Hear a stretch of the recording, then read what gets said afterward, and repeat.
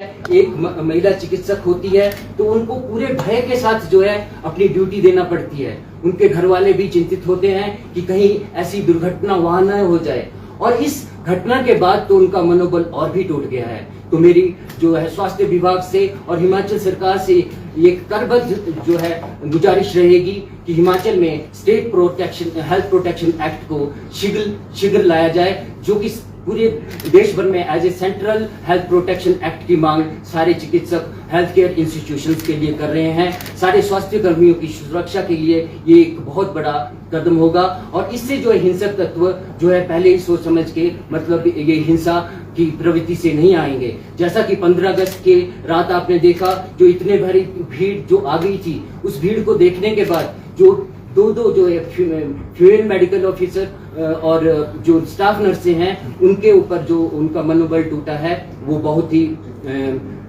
चिंताजनक है। तो मेरी गुजारिश यही रहेगी कि हिमाचल में इन स्थानों में कड़ी सुरक्षा व्यवस्था प्रदान की जाए। उसके बाद जो चिकित्सकों के ड्यूटी आवर्स हैं, अब आप कलकत्ता की ही बात कर लें तो कलकत्ता में वो जो रेजिडेंट डॉक्टर थी वो 36 घंटे लगातार काम कर रही थी। तो यही हाल कलकत्ता नहीं, पूरे देश भर में चिकित्सकों का यही हाल है। हमारे कई जगह पे ड्यूटी आवर्स डिफाइंड है, जैसे केरला में 48 आवर्स, तमिलनाडु में, वेस्ट बंगाल, कुछ जगहों पे कई जगह पे ये निर्धारित है। इवन लेबर प्रोटेक्शन एक्ट में भी 48 आवर्स से ज्यादा कार्य मतलब नहीं दिया जाना चाहिए, 48 to 56 आवर्स के बीच में ही होना चाहिए। लेकिन हमारे चिकित्सकों की कई शिफ्टें तो 72 घंटे की भी लगती है, और यही आलम हिमाचल में भी है। यहाँ पे कुछ हमारे स्वास्थ्य संस्थान है जहाँ एक ही डॉक्टर पोस्टेड है, जहाँ और वही दिन रात नाइट ड्यूटीज दे रहा है। अगर उसको वहां से कहीं और छुट्टी भी जाना हो, या उसके घर में कोई कार्य हो, कोई आपदा हो, तो भी उसे अपनी छुट्टी को एडजस्ट करने के लिए मिन्नतें मांगने पे मजबूर किया जाता है। इसलिए हमारी सरकार से और विभाग से ये भी गुजारिश है कि जो ऐसे संस्थानों में इंडियन पब्लिक हेल्थ स्टैंडर्ड के अकॉर्डिंग ही जो चिकित्सकों की नियुक्ति की जाए, क्योंकि अगर जो इन इंस्टीट्यूशनों में अगर चिकित्सक ज्यादा होंगे तो कार्यभार निसंदेह बंटेगा, और 1-2 चिकित्सकों के ऊपर जो है उसका बेड़ा नहीं पड़ेगा।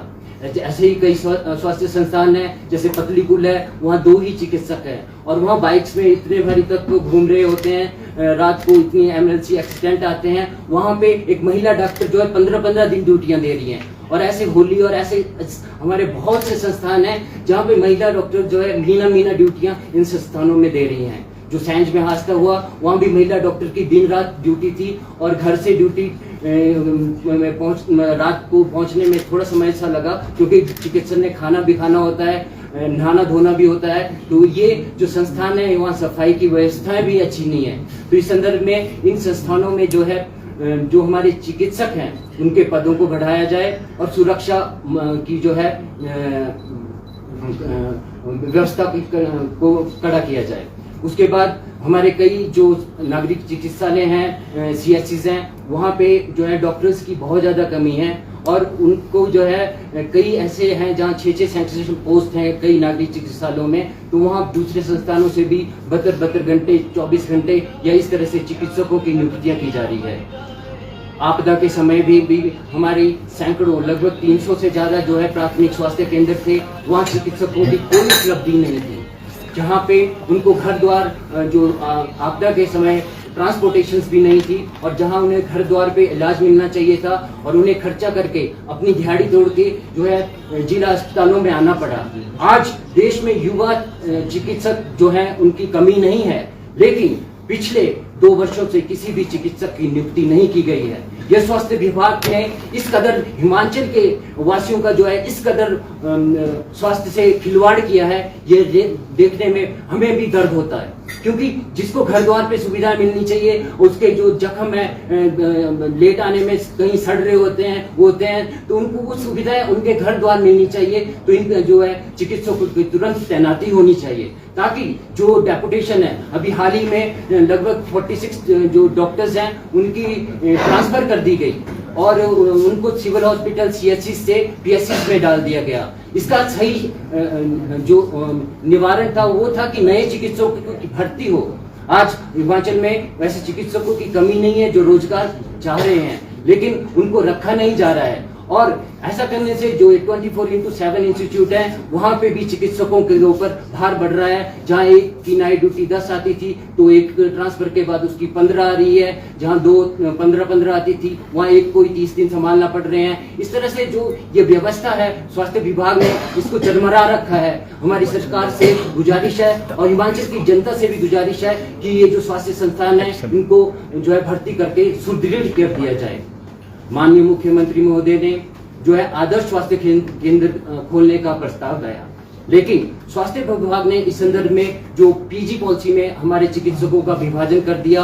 पहले 1 साल के बाद चिकित्सक को जो है पीजी करने के लिए भेज दिया जाता था, अब वहां पे 1 से 4 साल की अवधि में जो है चिकित्सकों को पीजी करने के लिए भेजा जा रहा है। पहले उनके अंक डेट ऑफ ज्वाइनिंग से काउंट किए जाते थे, अब जो है पीजी का इंसेंटिव जो है उनके मैंडेटरी पीरियड कंप्लीट होने के बाद किए जा रहे हैं। इस तरह से जो है प्रदेश की जनता को विशेषज्ञ चिकित्सकों से भी स्वास्थ्य विभाग वंचित रख रहा है और माननीय मुख्यमंत्री महोदय के सपने के साथ भी विभाग जानबूझकर खिलवाड़ कर रहा है। उसके बाद रही बात हमारी पुरानी मांगों की, तो उसमें जो है हमने 56 दिन जो है प्रोटेस्ट भी की थी और 56 दिन में के बाद हमारी जो है माननीय मुख्यमंत्री महोदय से फरवरी माह में वार्ता हुई थी। वार्ता में माननीय मुख्यमंत्री महोदय ने कहा था कि आज के जो ये डिजिटल पीरियड है इसमें जो है ऑनलाइन एशियाज मंगवाकर शीघ्र ही जो खंड चिकित्सक अधिकारी हैं, जो बाकी जो प्रमोशनल पोस्ट हैं उनकी जो है प्रमोशन की जाए।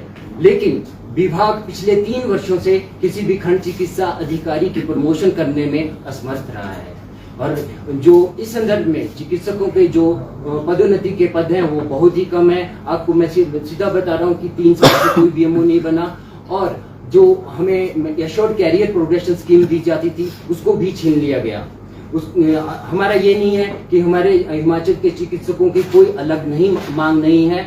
जो केंद्रीय सरकार dynamic assured career progression scheme जो है अपने सभी चिकित्सकों को दे रही है, तो हिमाचल के चिकित्सक दूर दराज के क्षेत्रों में और हर जगह इतने स्ट्रेस में काम करते हैं, तो इनको भी dynamic assured career progression scheme शीघ्र केंद्र की तर्ज पे शीघ्र लागू की जानी चाहिए, क्योंकि यह जो है बिहार में 2016 में लागू कर दी गई, मध्य प्रदेश आदि अन्य प्रदेशों में भी ये जो है स्कीम दी जा रही है। तो हम ज्यादा कुछ नहीं चाहते हैं इस संदर्भ में कि हमारे प्रदेश में भी चिकित्सकों को इसे लागू किया, केंद्र की तर्ज पे लागू किया जाए। इन्हीं मांगों को लेकर और रही बात एनपीए की, केंद्र सरकार एनपीए दे रही है, देश की अन्य सरकारें चिकित्सकों को एनपीए दे रही है, तो हमारे जो युवा चिकित्सक हैं उन्हें अनुबंध पे रखा जाता है, वहां पे भी उनके जो है एनपीए से कटौती की जा रही है। तो हम ये नहीं जब मांगते कि हमारे साथ जो व्यवहार हो पूरे देश के तुल्य हो, ऐसे अलग से व्यवहार करना जो है उससे हमारी यही गुजारिश रहेगी कि हमें बराबर माना जाए। उसके बाद जो प्रधानाचार्य और अधीक्षक को स्वास्थ्य अधीक्षकों की शक्तियां थी वो भी छीन ली गई है। एड्स कंट्रोल सोसाइटी के प्रोजेक्ट डायरेक्टर का चार्ज भी हमारे से छीन लिया गया है।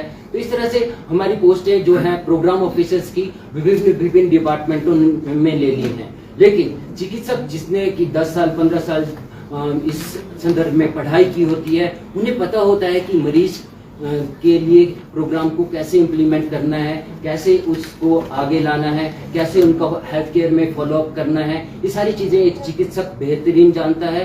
तो वहाँ पे भी जो है अन्य विभागों को बिठा दिया गया। ये हमारी पुरानी मांग थी, अब भी किसी को भी इन पदों से नहीं हटाया है, तो ये मांग भी हमारी अभी तक पूरी नहीं की।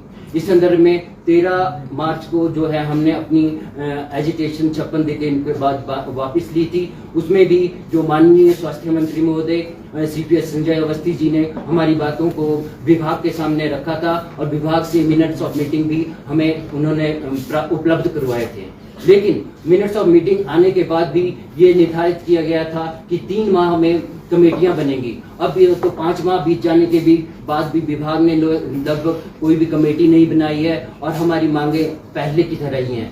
हम प्रदेश की जनता को बेहतरीन सेवाएं देने के लिए तत्पर हैं, लेकिन ये जो हो रहा है, ये सारी चीजें जो हो रही हैं, हम बार बार कोई एजिटेशन या इस तरह की प्रोटेस्ट नहीं करना चाहते हैं। हम चाहते हैं कि हमारी मांगों को गंभीरता से लिया जाए और जल्द इनका निपटारा किया जाए। ये डिमांड जो है जनता के हित में भी और हमारे हित में भी बिल्कुल जेन्युइन है, क्योंकि इसके बाद जो है कि हमारे जो इस